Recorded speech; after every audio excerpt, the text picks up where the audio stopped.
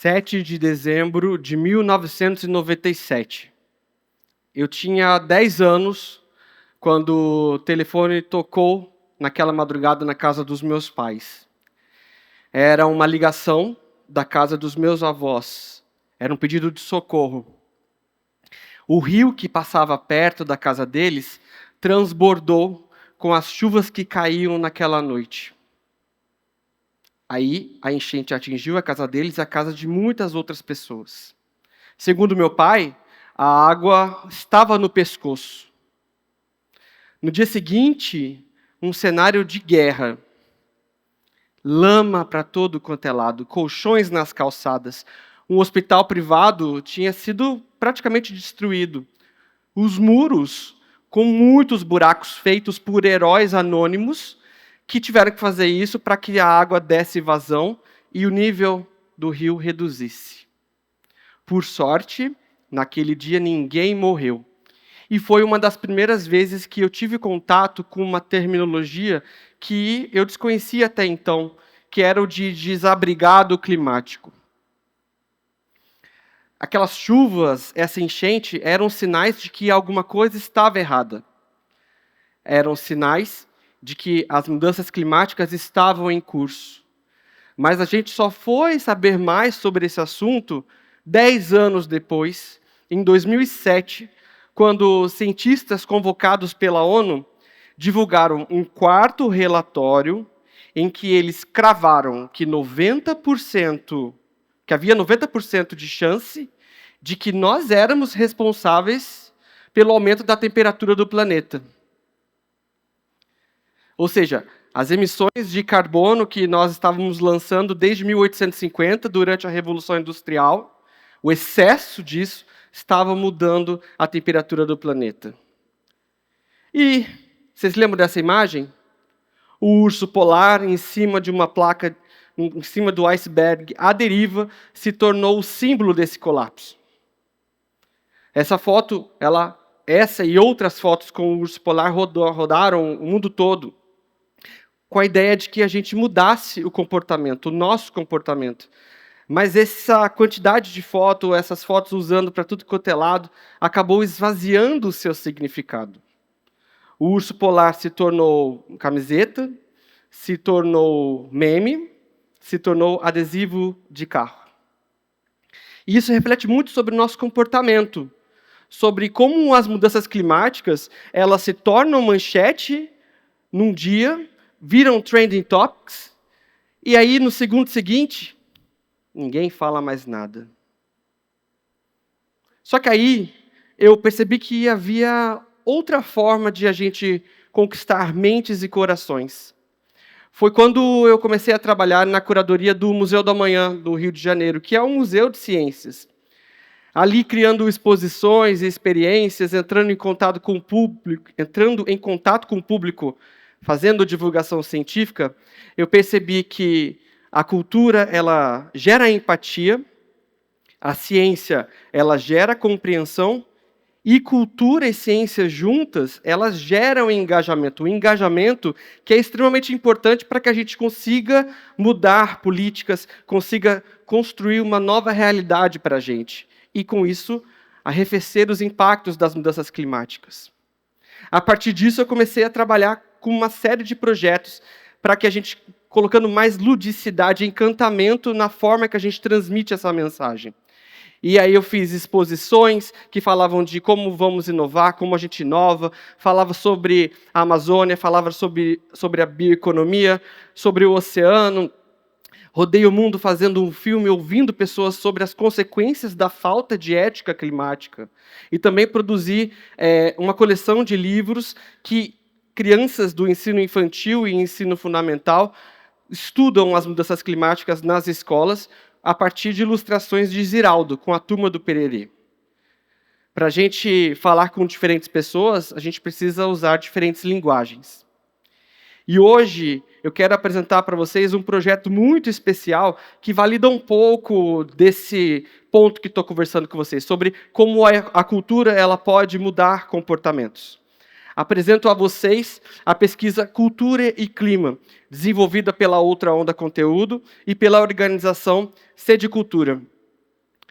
Essa pesquisa ela surge para que a gente consiga colocar a agenda de cultura e clima dentro das discussões sobre políticas públicas culturais, políticas públicas ambientais, sobre conversas que a iniciativa privada tem e também organizações sociais.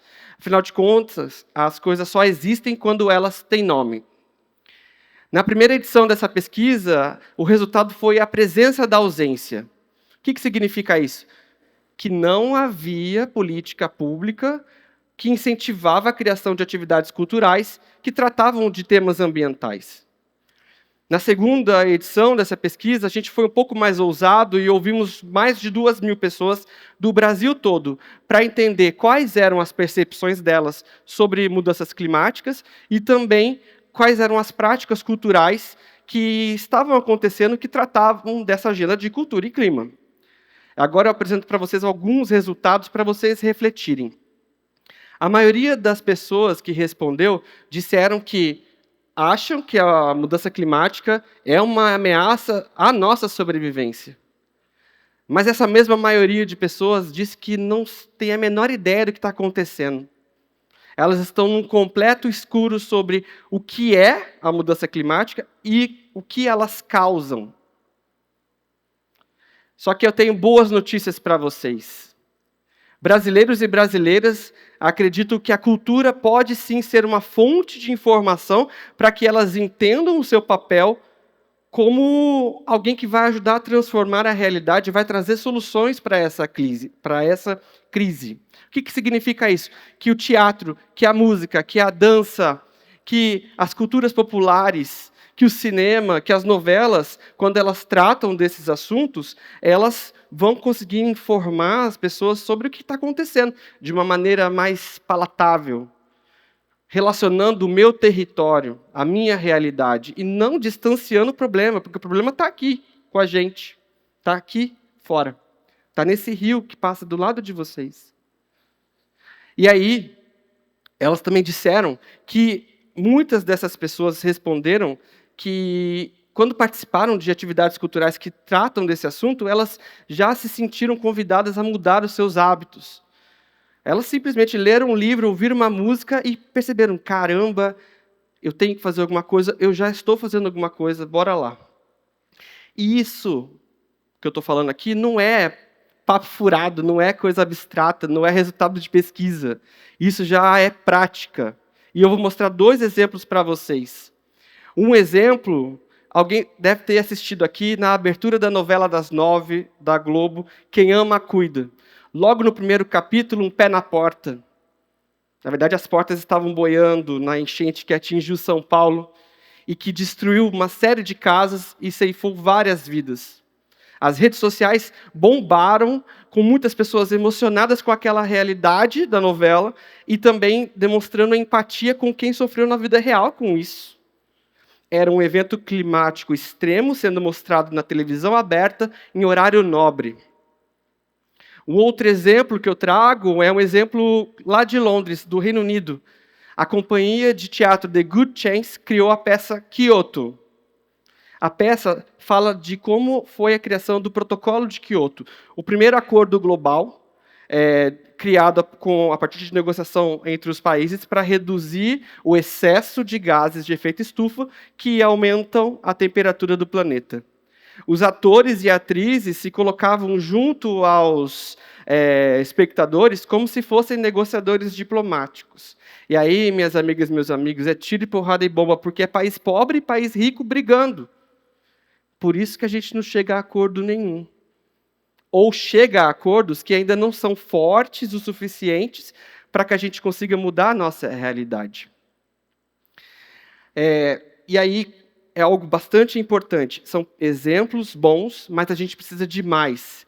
Precisamos de mais dramaturgos, mais cineastas, mais escritores de novela, mais compositores, mais artistas de todos os gêneros para falar desse assunto, para pensar no seu território e como contar a história do seu território, convencendo as pessoas de que elas vivem sim o problema, mas elas são parte da solução.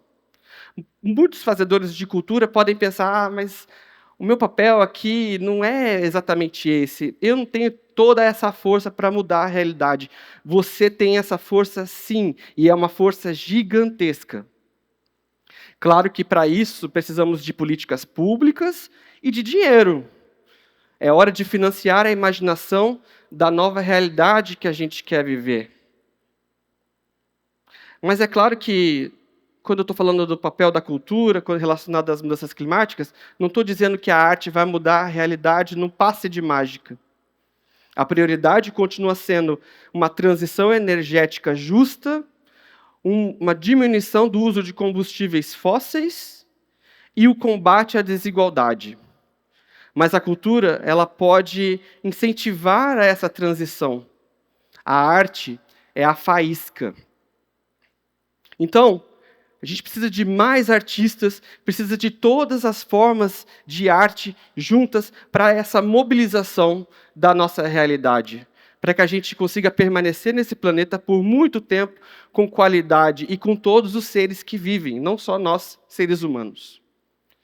Encaminhando para o final, eu quero pedir um convite para vocês, que vocês façam assim com a mão. Isso. Eu vou cantar uma música, se vocês souberem, por favor, continuem.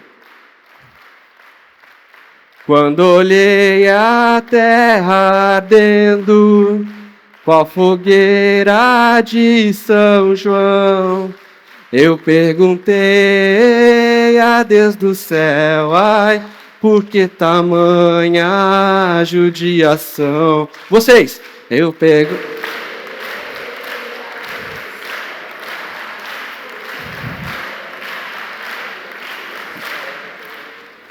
Quando Luiz Gonzaga cantou que a asa branca bateu asas do sertão, ele estava denunciando que o Brasil inteiro tinha virado as costas para o Nordeste, que vivia o flagelo da seca e da fome.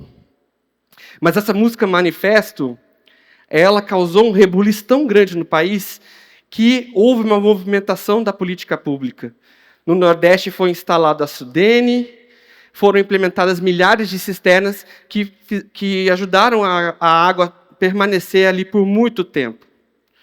A música, no caso a música, mas a arte, ela é muitas vezes mais potente do que o discurso. Porque ela toca onde dói e toca onde nasce a coragem. Obrigado.